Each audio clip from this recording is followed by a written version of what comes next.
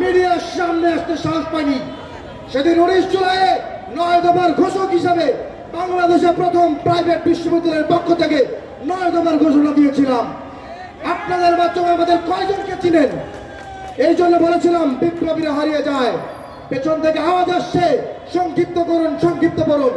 9 দফার ঘোষক যে বাংলার জমিনে মূল্যায়ন পায় না, যে বাংলার জমিনে 9 দফার ঘোষককে কেউ চিনে না, ওই বাংলায় আরো 55 বার বিপ্লব হলেও সঠিক বিপ্লব হবে কিনা আমার প্রশ্ন রয়ে গেল। আমার প্রশ্ন রয়ে গেল প্রাইভেট বিশ্ববিদ্যালয়ের মহাসমাবেশে এই অল্প কয়েকজন সংখ্যক লোক কেন? প্রশ্ন রয়ে গেল কেন্দ্রের যখন কোনো প্রোগ্রাম করা হয় তখন রাত 12টা-1টা পর্যন্ত মিডিয়ার লোকরা থাকে। আমার প্রাইভেট বিশ্ববিদ্যালয়ে উপস্থিত জনগণ, উপস্থিত আপামর জনতা যারা ক্যামেরার সামনে আছে তাদের জানিয়ে দিতে চাই, সারা বাংলার পাবলিক মিলে ছাত্র সংখ্যা শহীদ হয়েছে, ছাত্র বেড়ে শহীদ হয়েছে 11 জন। পক্ষান্তরে এসি রুমে থেকে, এসি ক্যাম্পাসে থেকে, এসি গাড়ি থেকে যারা বেরিয়ে এসেছিল সেই প্রাইভেট বিশ্ববিদ্যালয়ের শহীদ সংখ্যা 33 জন।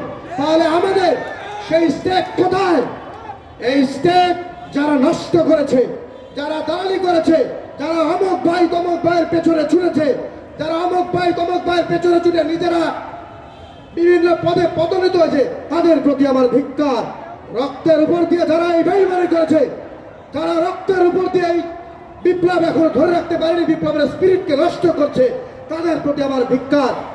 আজ আমরা এখানে এসেছি সম্মিলিত বেসরকারি বিশ্ববিদ্যালয়ের মহাসমাবেশ নিয়ে। পরিষ্কার করে বলে দিতে চাই, মহাসমাবেশ এবং বিপ্লবী সাধারণ জনতা যাদের বলা হয় সকলেই বিপ্লবী নয়, এর মধ্যে দালাল, চাটুকার এবং ভণ্ড লুকিয়ে আছে। আপনারা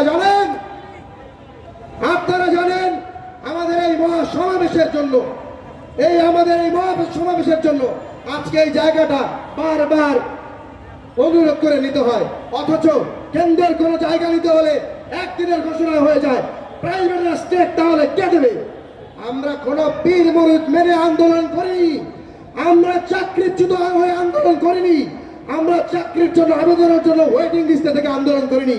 মানবিক দৃষ্টি থেকে যখন দেখেছি আমাদের ভাই বোনকে টিয়ার শেল এবং গুলি দিয়ে আহত করেছিল, নিহত করেছিল, শহীদ করেছিল, সেই মানবিক দৃষ্টি থেকে আমরা আন্দোলন করেছিলাম। ভাই, এই আন্দোলনের সাথে প্রাইভেটের যোদ্ধাদের কোনো সম্পর্ক ছিল না। আন্দোলনটা ছিল কোটা বিরোধী আন্দোলন। এই আন্দোলন আমরা করেছিলাম মানবিক দৃষ্টি থেকে, এবং তারপরে এই গণ অভ্যুত্থান।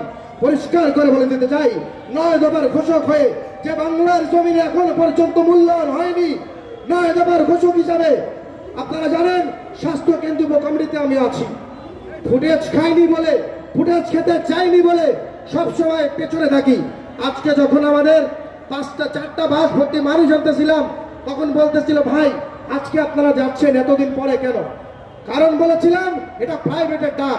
একতাবদ্ধ হয়ে হানাহানি, মান অভিমান সবকিছু ভুলে গিয়ে এসেছি।